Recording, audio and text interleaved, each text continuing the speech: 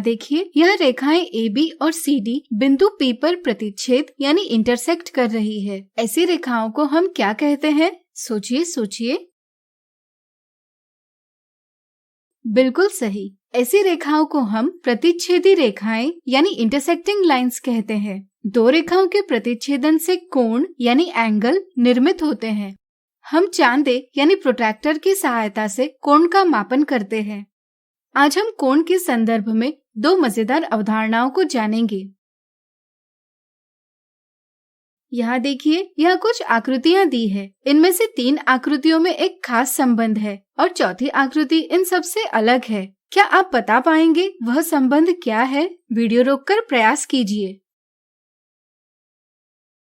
यहाँ हमें प्रत्येक आकृति में 2 कोण दिए हैं। पहली आकृति में हम देखते हैं कि कोण ABC और कोण CBD का योग 50 डिग्री धन 40 डिग्री बराबर 90 डिग्री है। आकृति B में भी हम देखते हैं कि कोण PQR धन कोण ABC बराबर 63 डिग्री धन 27 डिग्री बराबर 90 डिग्री है। इसी तरह अगर हम आकृति D की बात करें तो यहाँ कोण DEF धन कोण LMN बराबर 75 डिग्री धन 15 डिग्री बराबर 90 डिग्री है। इस प्रकार अगर किन्हीं भी 2 कोणों का योग 90 डिग्री होता है तो वे पूरक कोण यानी कॉम्प्लीमेंट्री एंगल्स कहलाते हैं। अब आकृति 3 में दिए कोणों को देखकर क्या आप बता सकते हैं कि वे पूरक कोण है या नहीं? सोचिए। बिल्कुल सही, कोण TUV धन कोण VUW बराबर 25 डिग्री धन 20 डिग्री बराबर 45 डिग्री है, जो कि 90 डिग्री से छोटा है, इसलिए यह एक पूरक कोण नहीं है। आकृति 1 में कोण ABC और कोण CBD पूरक कोण है। जब 2 कोण पूरक कोण हो तो प्रत्येक कोण दूसरे कोण का पूरक यानी कॉम्प्लीमेंट कहलाता है। अब यहाँ देखिए, यहाँ कुछ आकृतियाँ दी है। यहाँ भी तीनों आकृतियों में एक खास संबंध है। क्या बता पाएंगे वह संबंध क्या है? वीडियो रोककर प्रयास कीजिए। यहाँ भी हमें प्रत्येक आकृति में 2 कोण दिए हैं। आकृति A में हम देखते हैं कि दोनों कोणों का योग 55 डिग्री धन 125 डिग्री बराबर 180 डिग्री है।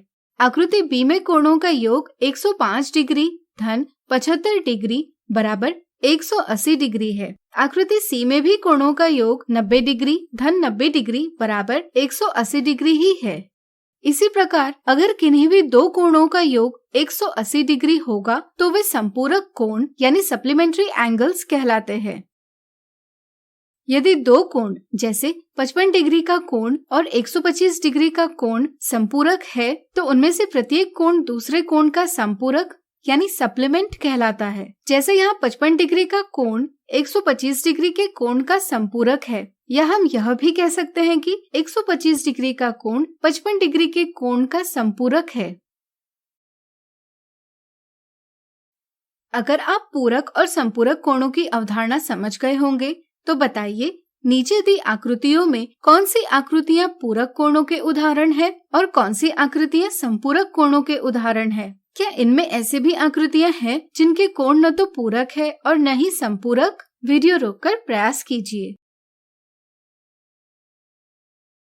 चलिए हम बताते हैं। यहाँ आकृति ACF में से प्रत्येक के कोणों का योग 90 डिग्री है, अतः इन आकृतियों में दर्शाए कोण एक दूसरे के पूरक कोण है।